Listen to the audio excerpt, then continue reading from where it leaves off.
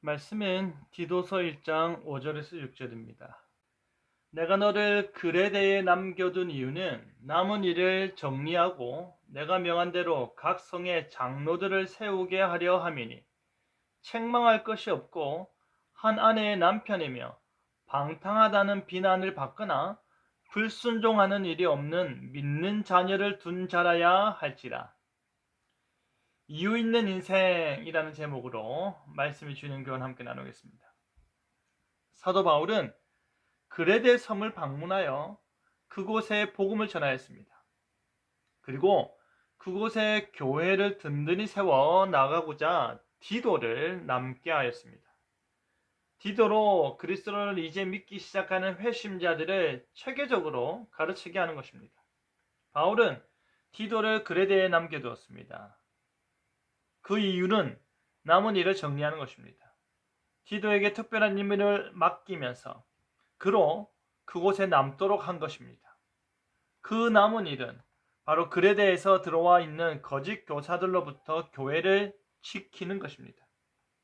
거짓 교사들에게 그리스도의 참된 진리를 증거하고 변론하여 그들을 돌이킬 뿐 아니라 이미 회심한 자들이 흔들리지 않는 믿음을 소유하고 하나님을 예배할 수 있도록 돕는 것입니다. 이 일이 정말로 중요한 것입니다. 우리에게 잘 알려진 이단이나 사이비조차도 우리가 사용하는 단어와 개념을 가지고 우리에게 익숙하게 다가오기 때문입니다.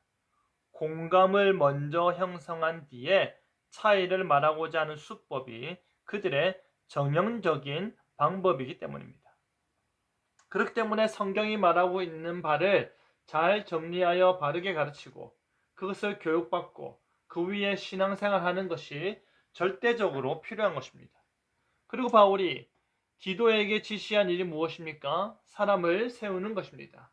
흔히 장로의 자격을 논할 때 이 본문이 다뤄지는데 교회를 온전케 하는 일에 봉사하고자 세움받는 장로는 책망할 것이 없어야 합니다.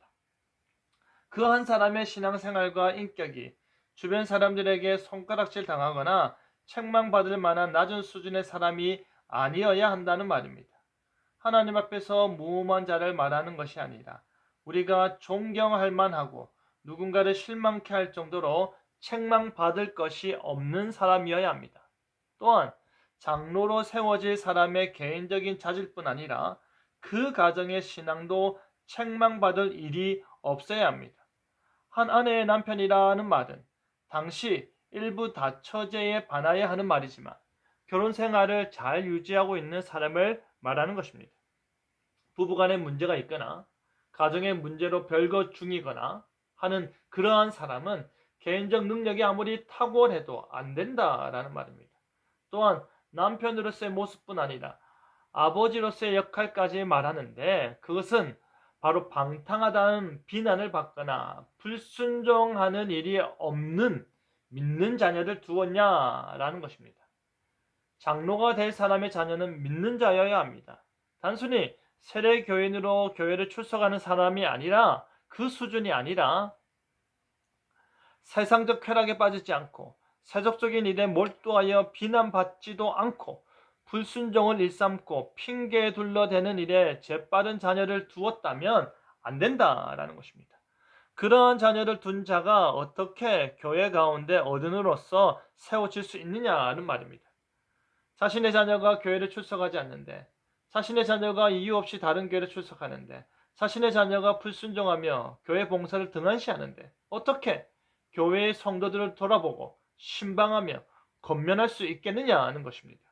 그렇기 때문에 장로로 세워질 사람은 그 사람의 개인적인 인격과 신앙의 자질뿐 아니라 그가 그 가정의 남편으로서 그리고 아버지로서 신앙으로 양육하고 있는지 온 교회의 그 가정의 신앙의 본이 되는지를 살핀 후 세워야 하는 것입니다. 바울은 디도를 그레데 섬에 남겨두며 그레데 교회를 온전케 하고자 했습니다.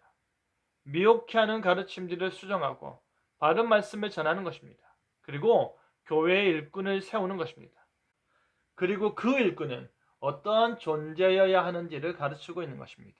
교회를 섬기는 자는 이와 같이 모범이 되어야 하는 사람이어야 합니다. 교회를 섬기고자 하는 자는 자신의 가정에 있어서 부끄러움이 없고 본이 되어야 하는 사람이어야 합니다. 하나님의 나라와 교회를 위해서 그 섬김의 자리를 기꺼이 감당하고자 하신다면 먼저 가정을 잘 돌보시길 바랍니다. 그리고 교회를 돌보는 자리로 나아가길 바랍니다. 하나님 앞에서 이유 있는 인생을 살고 있음을 기억하길 바랍니다. 그 이유 앞에서 하나님께서 세우시는 자로서 부끄럽지 않게 행동하는 저와 여러분 되기를 간절히 바랍니다. 아멘.